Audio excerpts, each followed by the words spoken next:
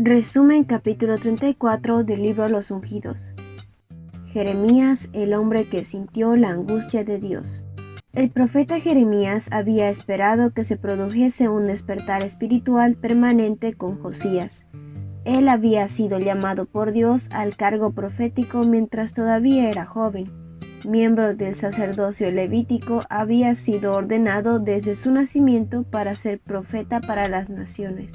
Y cuando le llegó el llamamiento divino, quedó abrumado por el sentimiento de su indignidad y exclamó: «Ah, Señor mi Dios, soy muy joven y no sé hablar». Pero Dios sabía que sería fiel a su llamado a pesar de la oposición. «No digas soy muy joven, porque vas a ir a donde quiera que yo te envíe y vas a decir todo lo que yo te ordene. No le temas a nadie, que yo estoy contigo para librarte. Ve y diles todo lo que te ordene. No temas ante ellos, pues de lo contrario yo haré que sí les temas. Hoy te he puesto como ciudad fortificada, como columna de hierro y muro de bronce contra todo el país. Pelearán contra ti, pero no podrán vencerte, porque yo estoy contigo para librarte, afirma el Señor». Durante 40 años iba a destacarse Jeremías como testigo por la verdad y la justicia. Sería el portador de Jehová. Habría de predecir la caída de la casa de David y la destrucción del hermoso templo construido por Salomón. Encarcelado, despreciado, odiado, rechazado por los hombres, iba a compartir el pesar y la desgracia que seguirían a la destrucción de la ciudad condenada. Sin embargo, se le permitió a menudo a Jeremías mirar más allá de las escenas angustiadoras del presente y contemplar el futuro, cuando el pueblo de Dios sería trasplantado de nuevo a Sión. Un profeta verdadero siempre construye. El propósito era restaurar y sanar. Habría de comunicar sin temor las profecías de los juicios que se acercaban rápidamente, pero los acompañaba con promesas de perdón para todos los que quisieran dejar de hacer el mal. Jeremías procuró alentar a los hombres de Judá para que, haciendo una obra cabal de arrepentimiento, pusiesen fundamentos anchos y profundos para su vida espiritual. La reforma realizada por Josías había limpiado la tierra de altares idólatras, pero los corazones de la multitud no habían sido transformados. Las semillas de la verdad que habían brotado habían sido ahogadas por las espinas. Jeremías llamó la atención de Judá repetidas veces a los consejos dados por Moisés en Deuteronomio. Demostró cómo esas enseñanzas podían reportar las más altas bendiciones espirituales a la nación.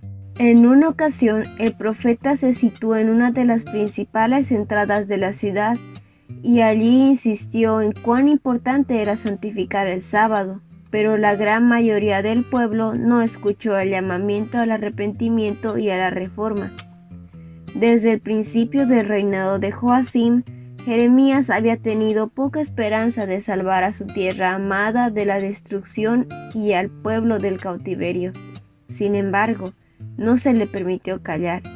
Los que habían permanecido leales a Dios debían ser alentados a perseverar en hacer el bien, y si era posible, los pecadores debían ser inducidos a apartarse de la iniquidad. Esto demuestra la poca voluntad que tiene el Señor para castigar. Siente profundos anhelos por sus hijos errantes, y de toda manera posible procura enseñarles el camino de la vida. Aunque por mucho tiempo los israelitas se habían extraviado en la idolatría y habían despreciado sus amonestaciones, les declara ahora su buena voluntad para postergar el castigo y darles otra oportunidad de arrepentirse. Les indica claramente que tan solo mediante una reforma cabal de corazón podría evitarse una ruina inminente. El pueblo necesitaba entender que vana es la confianza que pusiesen en el templo y sus servicios. Las ceremonias no podían expiar el pecado. Únicamente la reforma del corazón y de las prácticas en la vida podían salvarlos del resultado de la transgresión. Al negarse a escuchar la invitación misericordiosa que Dios le extendía ahora, La nación impenitente se exponía a los juicios que habían caído sobre el reino norteño de Israel más de un siglo antes.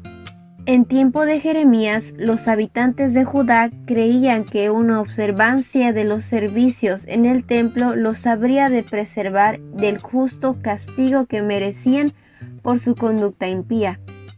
¿Qué lección es esto para los hombres que hoy ocupan puestos de responsabilidad en la iglesia? ¿Qué advertencia para reprender fielmente los males que deshonran la causa de la verdad? El mensaje de Jeremías despertó el antagonismo de muchos. Le reclamaron: ¿por qué has profetizado en el nombre del Señor que esta casa quedará como Silo y que esta ciudad quedará desolada y deshabitada? Y todo el pueblo que estaba en la casa del Señor se abalanzó sobre Jeremías. Sacerdotes, falsos profetas y pueblo se volvieron contra el que no quería decirles cosas agradables o profetizarles engaño. Fue amenazado de muerte. Los príncipes fueron apresuradamente del palacio real al templo para conocer por sí mismos la verdad del asunto.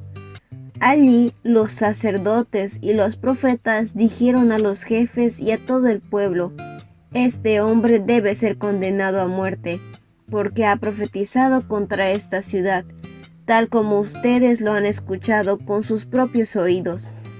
Pero Jeremías valientemente declaró: el Señor me envió para profetizar contra esta casa y contra esta ciudad todas las cosas que ustedes han escuchado, así que enmienden ya su conducta y sus acciones, obedezcan al Señor su Dios, y el Señor se arrepentirá del mal que les ha anunciado. En cuanto a mí, estoy en manos de ustedes. Hagan conmigo lo que mejor les parezca, pero sepan que, si ustedes me matan, estarán derramando sangre inocente sobre ustedes mismos y sobre los habitantes de esta ciudad. Lo cierto es que el Señor me ha enviado a que les anuncie claramente todas estas cosas.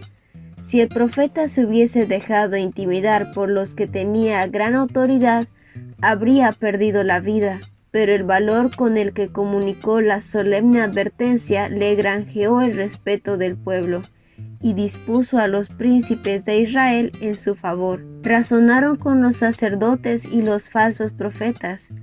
Así suscitó Dios defensores para su siervo. Los ancianos también se unieron para protestar contra la decisión de los sacerdotes acerca de la suerte de Jeremías.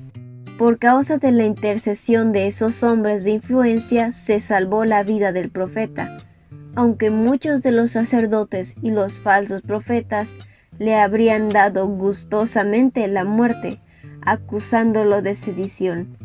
Hasta el final de su ministerio, Jeremías se destacó como un muro contra el que no podía prevalecer la ira del hombre. El Señor le había dicho: pelearán contra ti, pero no te podrán vencer. Ese fue el capítulo 34 del libro Los Ungidos. No olvides compartir el video con tus compañeros de clase o con las personas que tú crees que puedan necesitar este resumen. Nos vemos la próxima.